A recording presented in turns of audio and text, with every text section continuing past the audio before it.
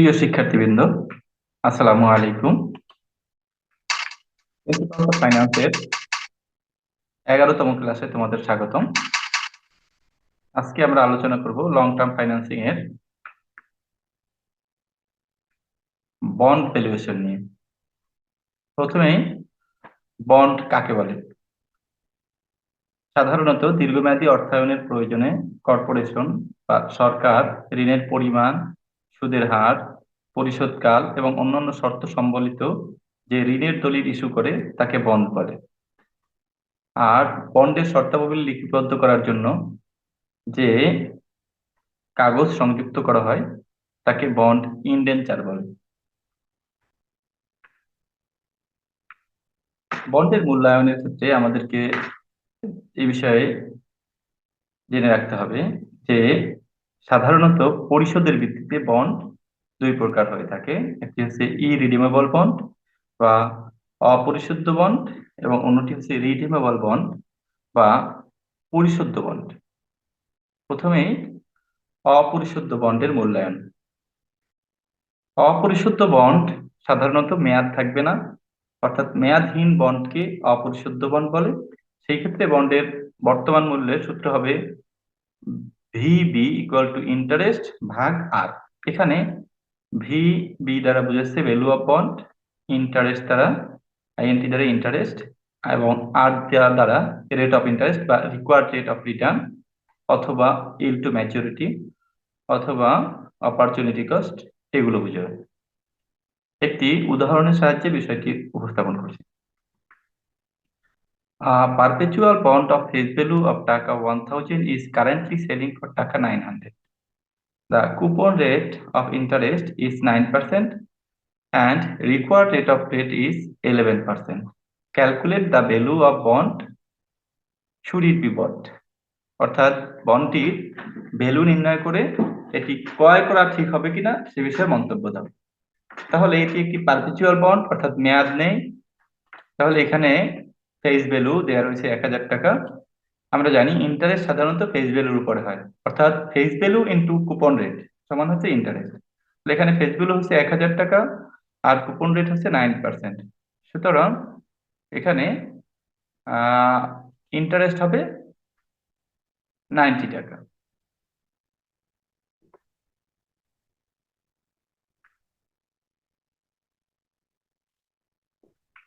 এবং আর বা required rate হচ্ছে এখানে 11%, দ্যাট ইজ 0.12, অর্থাৎ 11কে যদি আমরা 100 দিয়ে ভাগ করি তাহলে 0.11 আসে। আর এখানে সেল ভ্যালু দেওয়া রয়েছে 900 টাকা, অর্থাৎ এটি তুলনার জন্য প্রযোজ্য, কারণ আমাদের বন্ড ভ্যালুয়েশনের জন্য, অপরিশোধ্য বন্ড ভ্যালুয়েশনের জন্য আমাদের শুধু ইন্টারেস্ট এবং রিকোয়ার্ড রেট প্রয়োজন। যেমন value of bond equal to interest by rate, that is 90 ভাগ 0.11। তাহলে এই বন্ডের বর্তমান মূল্য হচ্ছে 818, অর্থাৎ যে বন্ডটির দাম রয়েছে 818 টাকা, সেই বন্ডটি বর্তমানে মার্কেটে 900 টাকায় সেল হচ্ছে। তাহলে বন্ডটি আমি ক্রয় করব কিনা? অবশ্যই বন্ডটি আমি ক্রয় করব না। তাহলে it should not be bought, যেহেতু এটির মূল্য, বর্তমান মূল্য বর্তমান মার্কেট ভ্যালু চেয়ে কম, তাহলে কম দামি জিনিস আমি অবশ্যই বেশি দামে ক্রয় করব না। এবারে পরিশুদ্ধ বন্ডের মূল্যায়ন বা value of redeemable bond. Redeemable বন্ডকে আমরা দুই ভাগে ভাগ করতে পারি, একটি হচ্ছে জিরো কুপন বন্ড আর একটি হচ্ছে কুপন বন্ড। অর্থাৎ যে বন্ডে কুপন ইন্টারেস্ট রেট থাকে না, কেবলমাত্র ম্যাচিউরিটি ভ্যালু অর্থাৎ পরিশোধ্য মূল্য থাকে, সেই বন্ডকে জিরো কুপন বন্ড বলে। আর যে বন্ডকে এর পরিশোধ্য মূল্য এবং কুপন বন্ড উভয়ই থাকে তাকে কুপন বন্ড বলে। প্রথমে zero coupon bond. Zero coupon বন্ডের বর্তমান মূল্য নির্ণয়ের সূত্র হচ্ছে ম্যাচিউরিটি ভ্যালু বা রিডিমেবল ভ্যালু ভাগ 1 প্লাস আর পাওয়ার n। এখানে আরবি দ্বারা রিডিমেবল ভ্যালু, এমভি দ্বারা ম্যাচুরিটি ভ্যালু, আর দ্বারা রেট অফ ইন্টারেস্ট, এন দ্বারা নাম্বার অফ ইয়ার্স বুঝেছে। একটি উদাহরণের সাহায্যে বিষয়টি ক্লিয়ার করছি।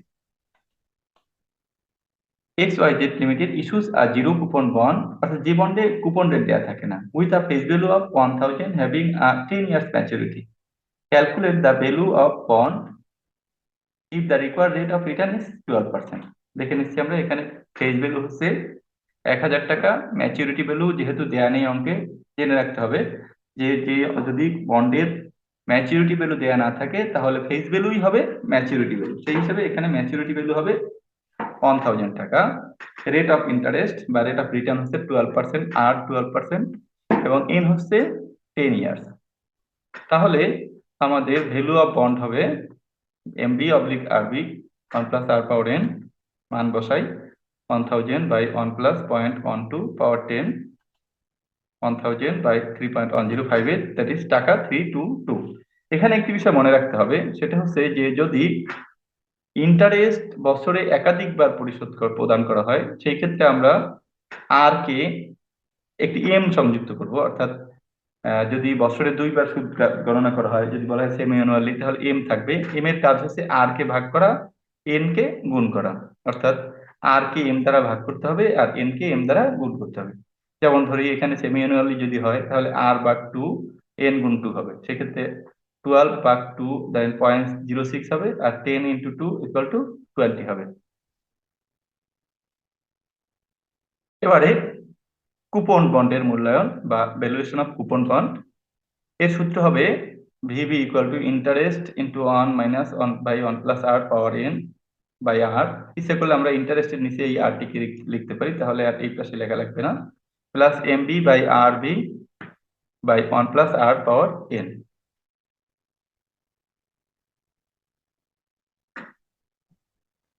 এক্ষেত্রেও যদি বছরে একাধিকবার সুদ গণনা করা হয়, সেই ক্ষেত্রে আর এর নিচে এম হবে এবং এন এর সাথে এম গুণ হবে এবং ইন্টারেস্টের নিচে এম হবে, অর্থাৎ ইন্টারেস্টকে এম দ্বারা ভাগ হবে। যেমন বছরে যদি কোয়ার্টারলি হয়, M = 4, অর্থাৎ বছরে 4বার সুদ গণনা, তাহলে ইন্টারেস্ট/4, R/4, n × 4, R/4 এরকম হবে। এখানেও R/4, n × 4 হবে। একটি উদাহরণের সাহায্যে বিষয়টি দেখাচ্ছি। Applied software has টাকা 1000 per value bonds outstanding at 12% interest. মানে কুপন রেট হচ্ছে 12%. The bonds will mature 5 years. 5 বছর পরে এটা ম্যাচিউর হবে। Compute the current price of the bond if the present yield to maturity is 11%. That is required rate is 11%. তাহলে এখানে face value হয়েছে 1000, maturity value face ভ্যালুর সমানই হবে, যেহেতু কিছু বলা নাই এই ব্যাপারে। ম্যাচুরিটি ভ্যালু সাধারণত তিন ভাবে হতে পারে। একটা হচ্ছে অ্যাট পার, অর্থাৎ যে মূল্য আছে সেই মূল্যে, আর একটা হতে পারে অ্যাট ডিসকাউন্ট অর্থাৎ কম মূল্যে, আর অ্যাট প্রিমিয়াম বেশি মূল্যে হতে পারে। তাহলে এখানে ইন্টারেস্ট হচ্ছে 1000 টাকা 12%, দ্যাট ইজ 120 টাকা, আর সমান 11%, 0.11, এন সমান 5। এবারে আমরা জানি ভিভি ইকুয়াল টু, এখানে মনে রাখতে হবে যে এটি হচ্ছে ইন্টারেস্টের বর্তমান মূল্যের সূত্র, যেহেতু ইন্টারেস্ট প্রতি বছর বারবার পাওয়া যায় অথবা একাধিকবার ইন্টারেস্ট পাওয়া যায় সমান হারে, সেই জন্য এটি এনওইটি সূত্র হয়েছে। আর ম্যাচুরিটি ভ্যালু যেহেতু এককালীন পাওয়া যায়, সেই জন্য এটি এককালীন অর্থের বর্তমান মূল্যের সূত্র হয়েছে, অর্থাৎ দুটি সূত্র মিলে এটি একটি সূত্র। এখন এখানে আমরা যদি মান বসাই তাহলে আমরা পাবো 120 × 3.6959 প্লাস 1000/1.6850, তাতে টোটাল ভ্যালু হচ্ছে 1036.98। এছাড়াও বন্ডের ভ্যালুর ক্ষেত্রে আমাদের সাধারণত বন্ডের ইল্ড বা উপার্জনের হার নির্ণয় করতে পারি। আর উপার্জনের হার নির্ণয় করা যায় চার ভাবে। একটি হচ্ছে YTM, yield to maturity, YTC, yield to current yield, yield to call, CY current yield, এবং সিজি মানে ক্যাপিটাল গেইন। তাহলে প্রথমেই ইল্ড টু ম্যাচিউরিটি বা মেয়াদ পূর্তিতে উপার্জনের হার, সেক্ষেত্রে সূত্র হবে ইন্টারেস্ট, ওয়াইটিএফ সমান ইন্টারেস্ট প্লাস আরবি মাইনাস এনএসবি ভাগ এন, আরবি প্লাস এনএসবি/2 × 100। এক্ষেত্রে যদি বছরে একাধিকবার সুদ গণনা করা হয়, সেক্ষেত্রে ইন্টারেস্টকে এম দ্বারা ভাগ করতে হবে, এন কে এম দ্বারা গুণ করতে হবে, এবং এই 100 এর সামনে এম দ্বারা গুণ করতে হবে। তাহলে সাধারণত বছরে একাধিকবার সুদ গণনা করার ক্ষেত্রে ওয়াইটিএম নির্ণয় করা যাবে। তো একটি উদাহরণের সাহায্যে বিষয়টি আমরা উপস্থাপন করার চেষ্টা করছি। A 9% 10 years bond of টাকা 5000 has been issued at the rate of 5% discount and redeemed at the rate of 3% premium. If flotation cost is 2% of face value, then calculate its approximate YTM. মনে রাখতে হবে, যদি flotation cost face value বা issue ভ্যালুর কথা বলা না থাকে, তাহলে আমরা সাধারণত flotation cost ফেস ভ্যালুর উপর ধরব। তো এক্ষেত্রে ইন্টারেস্ট হচ্ছে 9%, 5000 টাকার উপরে 450 টাকা। সেল ভ্যালু হচ্ছে 5000 থেকে বলছে 5% ডিসকাউন্ট, তার মানে 4,750 টাকা। রিডিমেবল ভ্যালু হচ্ছে 3% বেশি অর্থাৎ প্রিমিয়াম, তাতে আসে 5,150 টাকা। ফ্লোটেশন কস্ট হচ্ছে ফেস ভ্যালু 2% অর্থাৎ 100 টাকা। আর নেট সেল ভ্যালু হচ্ছে sale value minus flotation cost, that is 4,650 টাকা। মনে রাখতে হবে যে যদি ফ্লোটেশন কস্ট থাকে তাহলে সেল ভ্যালু থেকে ফ্লোটেশন কস্ট বাদ দিলে নেট সেল ভ্যালু হবে, অথবা যদি ফ্লোটেশন কস্ট না থাকে তাহলে নেট সেল ভ্যালুই হবে, সেল ভ্যালুই হবে নেট সেল ভ্যালু। এখানে মনে রাখতে হবে ফ্লোটেশন কস্ট বলতে কোনো বন্ড বা সিকিউরিটিজ বিক্রয়জনিত যে সমস্ত খরচ হয়ে থাকে সেগুলোকে ফ্লোটেশন কস্ট বলে। তাহলে এন হচ্ছে 10 ইয়ার্স। এখন আমরা ওয়াইটিএম বের করি। ওয়াইটিএম সমান ইন্টারেস্ট প্লাস আরবি মাইনাস এসবি এনএসবি এন আরবি প্লাস এনএসবি বাই 2। তাহলে মান বসালে আমরা পাই 500/4900 ইন্টু 100, দ্যাট ইজ 10.20%। এবারে ইল টু কল বা তলবি সময়ে উপার্জনের হার, এর সূত্র হচ্ছে শুধু আমরা যে ওয়াইটিএম এর ক্ষেত্রে যেখানে আরবি বা এমবি লিখেছিলাম সেখানে সিপি বা কল প্রাইস হবে। একটি উদাহরণ সাহায্যে দেখছি। 9%, আগের অঙ্কটি রয়েছে, শুধু আমি এখানে চেঞ্জ করেছি যে discount and can be called after 5 years, অর্থাৎ 10 বছর মেয়াদ হলেও 5 বছর পরে এই বন্ডটি কল করা যাবে এবং সেই ক্ষেত্রে 3% প্রিমিয়াম দিতে হবে। এবং ফ্লোটেশন কস্ট আগের মতোই আছে, ওয়াইটিসি বের করতে বলা হয়েছে। তাহলে সকল ইনফরমেশনই আগের মতো রয়েছে, শুধু এখানে নাম্বার অফ ইয়ার্স হয়েছে 5 আর কল প্রাইস হচ্ছে 5,150। সূত্রে মান বসাই, তাহলে আমরা এখানে শুধু চেঞ্জ হয়েছে 5 ইয়ার্স এবং সেই ক্ষেত্রে আমাদের উপরে আসবে 550 টাকা, নিচে 4,900, তাহলে ইল টু কল হবে 11.22%। কারেন্ট ইল্ড বা বর্তমান উপার্জনের হার, মনে রাখতে হবে কারেন্ট ইল্ড ক্যালকুলেট করার ক্ষেত্রে বছরে একাধিকবার সুদ গণনা করার কোনো প্রভাব নেই। সেই হিসাবে কারেন্ট ইল্ড যদি বছরে একাধিকবার সুদ গণনাও হয় সেক্ষেত্রে একই সূত্র হবে। এবং সেই ক্ষেত্রে একটি উদাহরণের সাহায্যে আমরা সিওয়াই নির্ণয় করছি।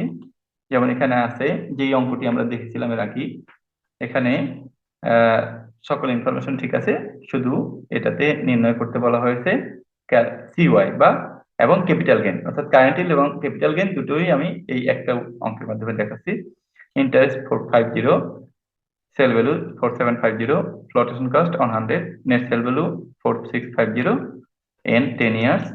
তাহলে সিওয়াই সমান ইন্টারেস্ট ভাগ এনএসবি, তাহলে এখানে ইন্টারেস্ট 450 আর এনএসবি হচ্ছে 4,450, এবং সেই ক্ষেত্রে সিওয়াই আসবে 9.68%।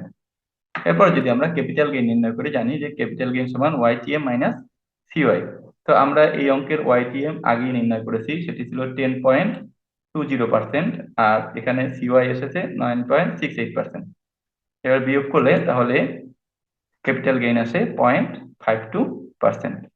তাহলে এই যে বিষয়গুলো আমি আলোচনা করলাম বন্ড ভ্যালুয়েশনের ক্ষেত্রে সাধারণত আমাদের এই 5টি প্রশ্ন হতে পারে। এক হচ্ছে ভ্যালু অফ বন্ড, 2 নম্বর হচ্ছে ওয়াইটিএম, 3 নম্বর ওয়াইটিসি, 4 নম্বর সিওয়াই এবং 5 নম্বর হচ্ছে ক্যাপিটাল গেইন। তাহলে আমরা যদি ভ্যালু অফ বন্ড বের করি সেই ক্ষেত্রে আমরা 3 ভাবে বের করতে পারি। একটি হচ্ছে কুপন, অর্থাৎ অপরিশোধ্য বন্ড যেটাতে কুপন রেট আছে কিন্তু মেয়াদ নেই। আরেকটি হচ্ছে পরিশোধ্য বন্ড এবং কুপন রেট নেই অর্থাৎ জিরো কুপন বন্ড। আরেকটি হচ্ছে কুপন রেট এবং মেয়াদ দুটোই রয়েছে। তাহলে আমাদের বন্ড ভ্যালুয়েশনের সূত্র হলো 3টি, আর এর বাইরে বাকি 4টি সূত্র।